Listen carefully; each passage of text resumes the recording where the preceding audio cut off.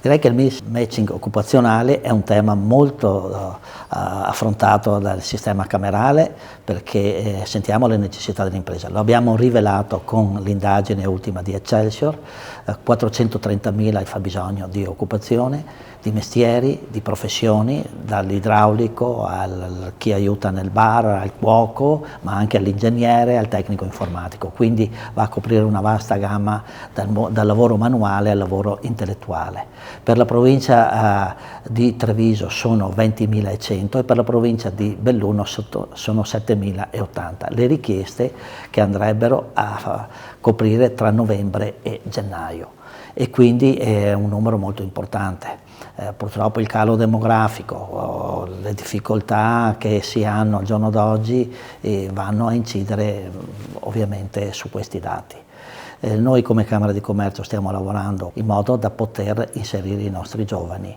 Iniziamo da quando? Da quando sono piccoli, con l'orientamento. L'orientamento proprio è uno dei strumenti, direi, importanti per far capire alle famiglie quali sono le opportunità che può avere il ragazzo una volta che ha appreso un mestiere, se fa un lavoro manuale, oppure una professione, se fa un lavoro intellettuale.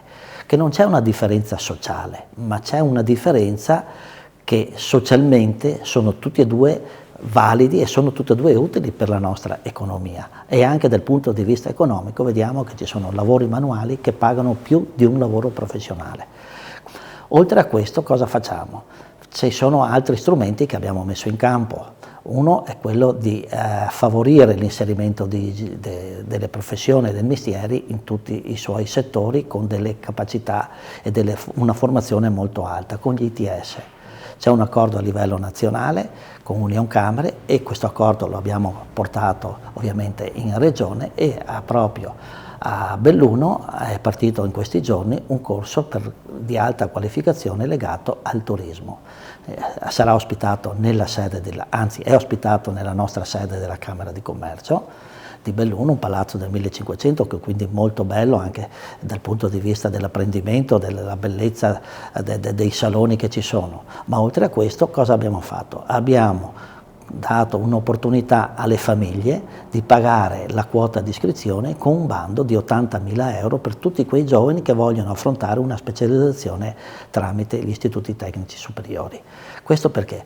Perché è un incentivo ulteriore a favorire questo tipo di professionalità. Ricordo che questi ragazzi, ancora prima di finire il corso di formazione o di specializzazione, hanno già un lavoro.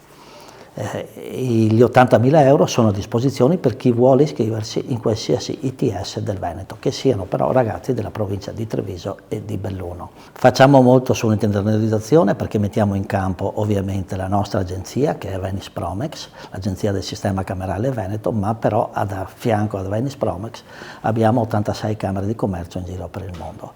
Quindi un ulteriore strumento ancora, direi, più qualificato, nel senso che le imprese italiane e le camere di commercio italiane all'estero possono dare tutte quelle informazioni sullo stato del paese, come la burocrazia, quali sono le opportunità, e quindi una testimonianza vera di chi opera e vive in quel paese, e anche l'orientamento del mercato per investire o per esportare in quei paesi o per affrontare qualsiasi altra forma. In più, oltre a questo, ci possono essere anche delle opportunità di investimenti nel nostro paese, nella nostra realtà, nelle nostre province, e quindi anche questo è un ulteriore modo di affrontare lo sviluppo del territorio sia in andata che in uscita. Altra attività che abbiamo messo in campo ovviamente è quella di Generazione 2026, dico ovviamente perché ormai siamo alla terza edizione, proprio nei giorni scorsi a Milano abbiamo chiuso l'edizione 2023, nel 2024 stiamo già lavorando.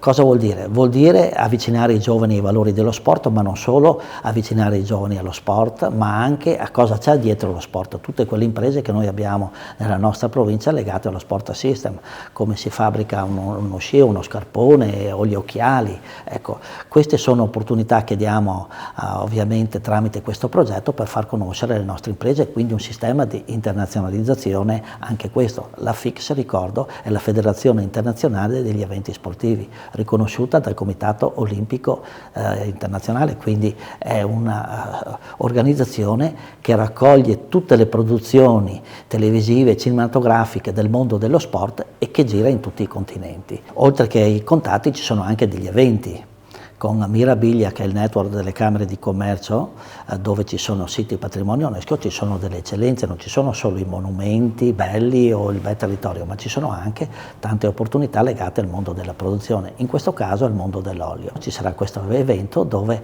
presenteremo l'eccellenza della produzione dell'olio, quindi non solo prosecco nella nostra provincia, ma anche olio di qualità che viene dai nostri colli. E quindi l'appuntamento è per chi vuole vedere e assaggiare l'olio e acquistarlo dopo, visto che siamo vicini a Natale, anche per la strena natalizia, consumare prodotto italiano.